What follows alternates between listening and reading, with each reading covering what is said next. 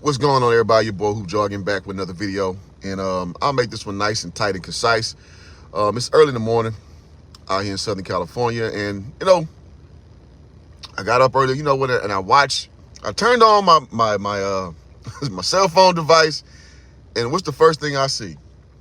I see Kawhi Leonard, or I see ESPN highlighted. Actually, you know what? Let me stop lying. Last night I saw that Kawhi Leonard passed up. I'm sorry, your boy James Harden passed the ball to the corner to none other than Kawhi Leonard. He sets up to take a three. Now, granted, the Clippers are up 20 points. I see James Harden go and close out on him. I didn't know what the hell that was about. So I was just shook my head, whatever, went to sleep. I wake up this morning, and I see that after the game, James Harden actually addressed it. And I'm like, okay, what could you possibly say to excuse that? He goes on to say that the Clippers are going on, and y'all hit the like button, please. The Clippers are kind of on the rut right now, and they needed something to kind of get them going. So he was trying to be funny by passing the ball to the wing and then going to contest the shot. All I can think of is, what up, sub?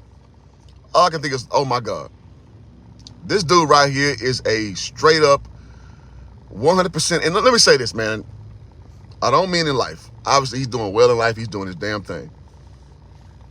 He is a loser, man. James Harden is a loser. And I've been saying this for the better part of the last 11 years.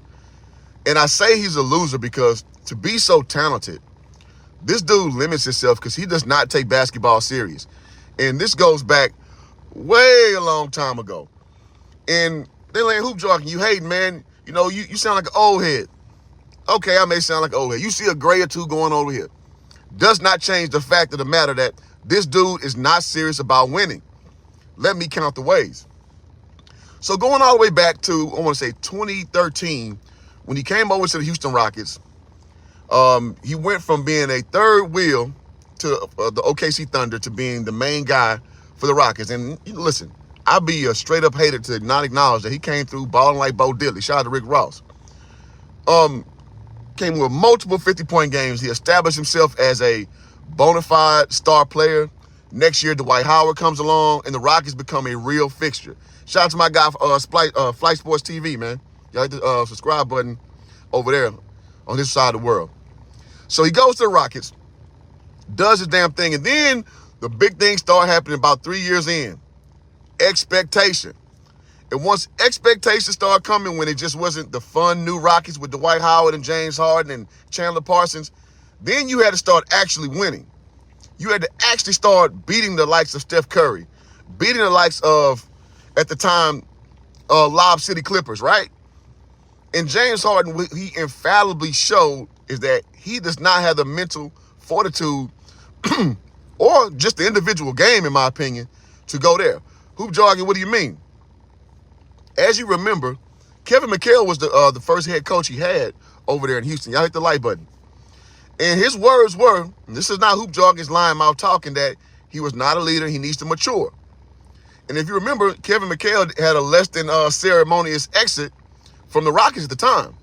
Because Dale Morey, the new hotshot GM, he had a really big, affinity for James Harden, which is a relationship that just recently ruptured. This was something that's, been established and forged and fired for a long time. So it started to show that over the course of time that Kevin McHale was right.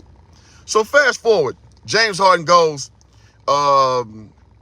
he loses that crucial game 6 to the Golden State Warriors. They shoot 7 for 44 from 3. So James Harden is supposed to be this guy that's going to take, and granted, Chris Paul got hurt that series. I believe Andre Iguodala was hurt too. But granted, there was that series to close out. So James Harden is supposed to be the superstar, the next great shooting guard. He goes and lays an egg. He lets the Rockets go out like some biatches, right? And they shoot 7 for 44 from 3. And the whole thing was he has no meat to his game. So basically he settled for threes, so did teammates, because you know how role players go. The Rockets were the ultimate plug-and-play team. They brought in guys who were kind of outcast or just the 15th man on the 14th man roster. Yeah, we like you, we just can't keep you. i.e. Gerald Green, i.e. Trevor Ariza, and guys of that ilk. You brought them to the Rockets to be those spot-up shooters, and they did a really good job up until it's time for their fearless leader to step up and take him to the next level. He couldn't do it. Somebody tell me I'm lying on this live, goddammit. And I'm going to keep this one nice and tight. I see y'all like when I keep the lives, not as long, so we're going to do that. Now, shout out to my guy E-Blacks here, bro. I watched the clip and thought the same thing. Great take. Yeah, appreciate that. Because I'm not here hating on James Harden. I'm just telling you who he is. So fast forward, after that era, he tried to run it back.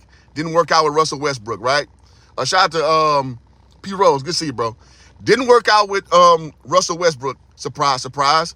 Shipped Westbrook off to Washington, and then he forces his way out, goes to New Jersey. Well, we still call it New Jersey, but you know what I mean. It goes to Brooklyn.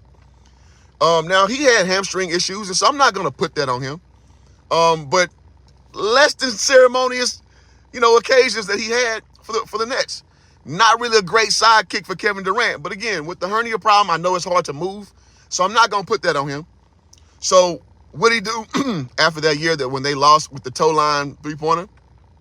He forces himself out. Everybody's like, huh? What? So he goes to Philly to go back and reunite with his boy, Daryl Morey. Oh, let me say this. When he forced his way out of Houston to go to the Nets, he started gaining weight on purpose so he can be out of shape, so he can force himself out of Houston. So, which is funny, if you talk to the average Houston fan now, they really have mild feelings towards James Harden. But I said, I told y'all this in moment. When he was giving y'all, averaging about 33, 9 and 9, some to that effect. I was like, this dude is fool's gold. He fool's gold. Because when y'all need him the most, he can only give you one or two things. Hard left dribble, finish at the rim, foul call, or he finishes. I mean, listen, I got nothing against below-the-rim finishers. James Harden is the epitome of a below-the-rim finisher. But I like Jokic. Jokic is a below-the-rim finisher. I love Kyrie Irving. He's a below-the-rim finisher. So I have nothing against that per se. But I think if you cannot impose your will and that's your play style, now, buddy. So if he can't go hard left and get the foul call, it's dribble, step back three. Nothing in between his game. Not a reliable three-point game. Mid-range game. Not a reliable post-up game. So what happens in the playoffs, when you can't get that step-back three or hard left dribble, you got nothing else. And then he implicitly would say it that, I'm not getting these calls. Well, duh, motherfucker. Have you not watched the playoffs over the course of NBA history? You don't get those calls. That's when you show your actual skill. And my contention is James Harden does not really have an actual skill outside of two options. Somebody tell me I'm lying. So, not to get too far afield, because we're going to bring this all back to what's going on right here, right now. So, after he forced his way to the Sixers, first year didn't work out so great. Second year, which was last year, I would say James Harden had a really good, productive year. He took away his scoring prowess and relied more on his facilitation. And I think that's what James Harden thrived in his initial iteration going back to Oklahoma City. Him being the de facto point guard, the good cop to the Russ's bad cop as far as point guard play, that worked well for OKC, right? So he looked good with Joel Embiid, the reigning MVP. So then this year, he forced his way out because him and Morey had their fallout. He said he'll never trust him again, yada, yada, yada, whatever. So this year, he goes going back to Cali. So he comes back to L.A. He's an L.A. kid. He's from Hawthorne, California. He went to Artesia High School, I believe. And so he goes, and this year's supposed to be the year. This is the year where you got Kawhi Leonard, all L.A. boys on the team. You got Kawhi, you got Paul George, you got Westbrook, right? This is supposed to be the year.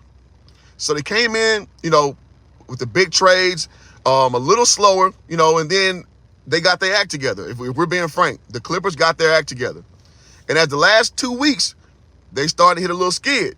Because, and I said this in the video I put out about 3 months ago. Shout out to my guy Between the Game Sports, who just turned 40 yesterday. Shout out to my guy. We made a video in January. We was like, this is no league for old men. Meaning the NBA, as you know, it has changed. The landscape has changed. And that shit aged like fine wine. If you look at the standings from top to bottom, The younger teams up top, the older teams on the bottom.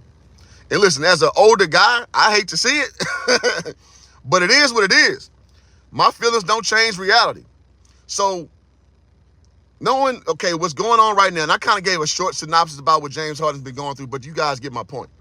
So as we are right now, they're kind of sliding. So James Harden, this great leader, this great two-guard, savant that he's supposed to be. At least that's what they sell you. They sell you he's the next Kobe, right? He's the next Jordan, i.e. the next great two-guard. That's what they sell you. But you look at his whole litany of career, this guy's won nothing. So I'll fast forward back to me having my cell phone device in my hand, and I'm looking, and they have the post-game interview. I'm like, okay. And he says that, because things are a little rocky, and I did it because my guys need to laugh a little bit, man. We need a little something. We need a little spark. In my mind, I'm like, hurt? You need a what? Okay, you need a spark, no problem. That's the way you go about business? By basically making a mockery of your team, by passing the ball to your teammate and going and closing out and trying to block his shot. Bro, that's loser behavior. I'm sorry. Call me an old head. Call me a dude who don't know what I'm talking about. That's loser behavior. Why is that? Because when you look at the pantheon of great shooting guards from D. Wade to Kobe Bryant to Michael Jordan, so on and so forth, when things got tough, man, they rolled their boots up, man, and they got out there and got shit cracking, man. They weren't out there. I mean, I get it. I know this is a different era. Like, and James Harden's an older guy in this era, too. So I would expect that, like, from a Ja Morant kind of cat. Where, like, this 25 and under crowd. I'd expect that from him. James Harden's like 33, 34 years old. No, bro. It's a thing called maturation. So at this point, you should be able to light a fire under your teammates. You should be able to go and actually use your battle-tested experience and galvanize your troops. You don't galvanize your troops by going out there and basically, making a fool. So it's going to go viral. He knows this, right?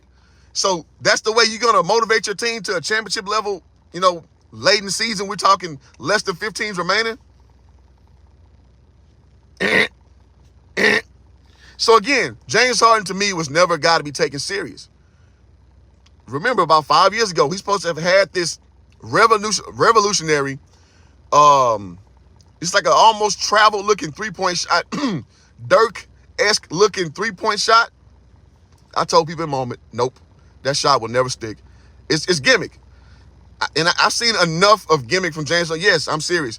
Go look up James Harden, new revolutionary three-point shot. That's an actual thing. So I'm going to try to keep this one nice and tight. I see y'all commenting, and I'll try to, if y'all would comment that again on the other one, I'll get y'all. But I want to make these shorter. People tend to watch when they're shorter. So, yeah, I got to say this, man. He is not a winner. James Harden is not a winner. James Harden is a loser. Again, I'm not saying loser in life. I'm not saying he's a bad guy, per se. But I'm saying, like, at this point, it should be all substance that you show on the court now. It shouldn't be gimmick anymore. Young boys do shit like this. I'm okay with young boys kind of trying to find their way and they kind of play into the social media thing. Like Anthony Edwards does this. I don't really have smoke for this. But you are a guy who, a two-time MVP. You're supposed to be in this part right now where this is like basically the victory lap stage of your career where you're starting to pile on these accolades. Boom, boom, boom. Especially now, you've been on this championship level team and this is your behavior. I'm seeing the exact same guy I saw when he left OKC. The same immature guy who goes to the strip club every night, who basically, when it's nut cutting time, won't give you very much product. Somebody tell me I'm lying. So next time, I'm out. Peace.